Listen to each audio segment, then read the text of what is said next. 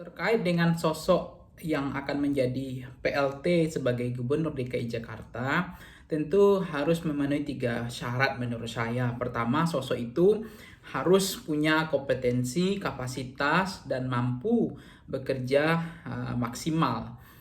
Sebab apa? Jakarta adalah sebagai miniatur Indonesia, sebagai etalase politik nasional, dan Jakarta menjadi semua sorotan mata melihat ke Jakarta. Jadi jangan sampai ada kemudian kesenjangan yang sangat jauh misalnya antara gubernur sekarang dengan PLT. Artinya mereka memahami betul apa yang menjadi persoalan yang ada di Jakarta secara teknis.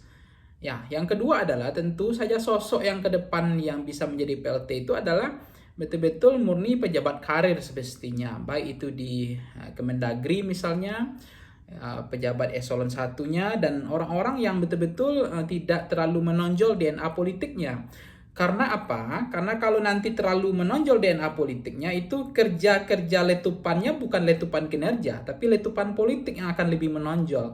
Dan itu akan menjadi santer bising di menjadi perbincangan di media, dan akan menjadi tokoh ingin juga kemudian menjadi calon gubernur gitu. Jadi semestinya bisa melanjutkan legasi gubernur sekarang, bisa bekerja lebih fokus, lebih teknis, lebih detail, dan mampu mengurai persoalan-persoalan fundamental dari level hulu sampai level hilir di DKI Jakarta. Jadi itu yang ketiga menurut saya adalah sosok yang nanti akan menjadi PLT adalah mereka yang sebetulnya adalah mampu memberikan komando garis putus-putus kepada birokrat.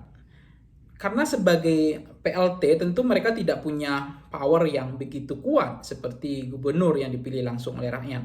Nah, dengan demikian garis komando ini bagaimana mereka membuat para ASN atau pejabat birokrat di Pemprov DKI itu bisa tegak lurus bekerja sesuai dengan mekanisme peraturan perundang-undangan, bekerja sesuai dengan mekanisme aturan ASN dan seterusnya, sehingga terjadilah kerjasama yang sangat sinergisitas yang sangat baik antara PLT dengan pejabat-pejabat di Pemprov, terutama pejabat birokrat.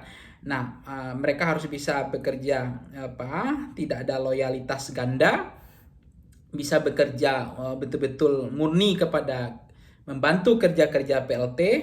Dan yang terakhir menurut saya memang sebagai PLT tentu saja beliau harus mampu bekerja lebih cepat, mampu bersosialisasi lebih cepat, mampu beradaptasi dengan cepat, dan mengerti detail permasalahan in-zoom di DKI Jakarta.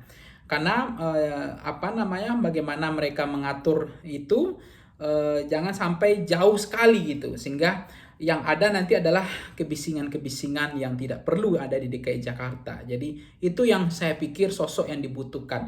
Nah, itu kembali kepada Presiden, kembali kepada Kemendagri yang akan memilih kalau misalnya pejabat di kabupaten kota atau wali kota atau sekedar bupati, kan PLT-nya adalah itu kembali kepada Pemprov ya, pejabat-pejabat yang ada di Pemprov, pejabat karir atau birokrat. Dan kalau misalnya gubernur itu kembali kepada Kemendagri untuk menunjukkan pejabat-pejabatnya. Yang penting jangan sampai menurut saya ya seperti ABRI, polisi aktif ya, jenderal aktif menjadi PLT, itu menurut saya sangat kacau dan sangat tidak sesuai dengan habitus kerja pemerintahan sipil, karena mereka akan terbiasa dengan habitus pemerintahan militer, garis komando yang tidak ada garis putus-putusnya.